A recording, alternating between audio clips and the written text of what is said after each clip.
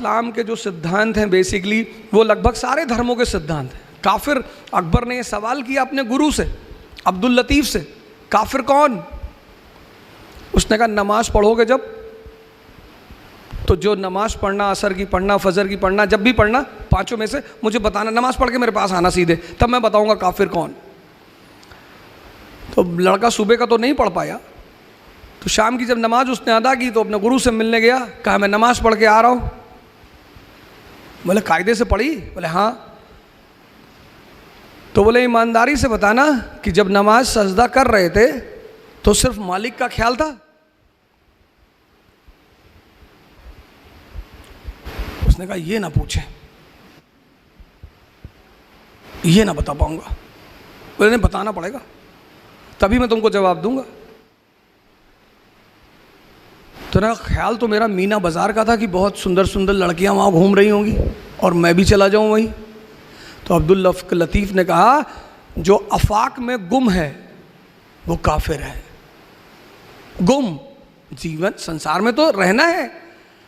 अब्दुल लतीफ़ ने कहा जो अफाक में गुम है, अफाक, आप सजदा करने गए, मेरे दोस्त ने दानिश फिरोज शमसी जुमे की नमाज पढ़ने आते कि 5 मिनट रुको आ रहा हूँ।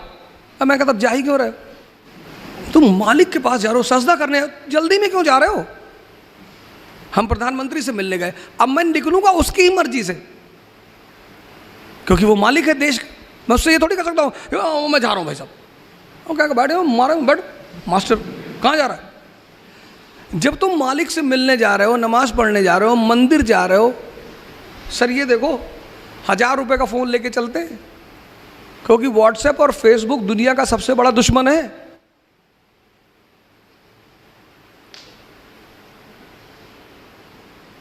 काफिर ज्यादा हो गए, किसकी वजह से? फेसबुक की वजह से। काफिर ज्यादा हो, ये दुनिया में जो आप उथल पुथल देख रहे हो किसकी वजह से? काफिर। काफिर का मतलब क्या? जिसका दिमाग मालिक के साथ भी नहीं एक है। कम से कम आप किसी बड़े आदमी के सामने बैठे तो उसके ऊपर ध्यान लगाइए। आप नमाज पढ़ने का धीरे से मोबाइल निकाल के देख रहे हैं, अगल बगल आप देख रहे हो, कोई देख तो नहीं, उससे क्या फर्क पड़ता है सर? हमने यहाँ बुद्ध की प्रतिमा लगाई इसलिए नहीं कि हम बुद्धिस्ट हैं, यहाँ इतने महान लोगों की फोटो लगी हुई है। एक और रख दी हमने। आपने गौर किया? आपने में से किसी ने नहीं पूछा कि साहब ये बताइए आप तीनों में से बुद्धिस्ट कौन है? हमने जानते क्यों लगाई? क्योंकि ये दुनिया का पहला पैगंबर है जो रैशनलिज्म की बात करता है। ये दुनिया का पहला पैगंबर है, रैशनलिज्म। आदमी है, मुझे अल्लाह है कि नहीं है, क्या करोगे जान के?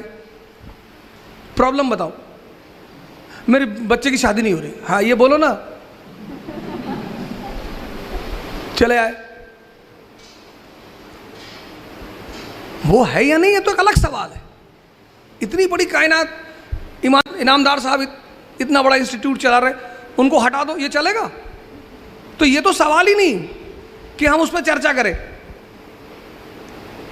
इनामदार साहब हैं, मालिक है यहाँ के, राजा हैं यहाँ के, चला रहे ना, मैनेजमेंट कर रहे हैं ना, कितना बड़ा काम कर रहे हैं। आप कह रहे हैं, आप बताओ इनामदार साहब दुनिया है कि नहीं है? भाई इतनी बड़ी चीज़ कैसे चलेगी? कोई तो चलाएगा, उस पर तो सवाल ही नहीं। लेकिन पहले आप ये देखो क्यों ढूंढ रहे हो? सर हम चाहते हैं मेरा लड़का डॉक्टर हो जाए, तो उसको क्यों ढूंढ रहे हो?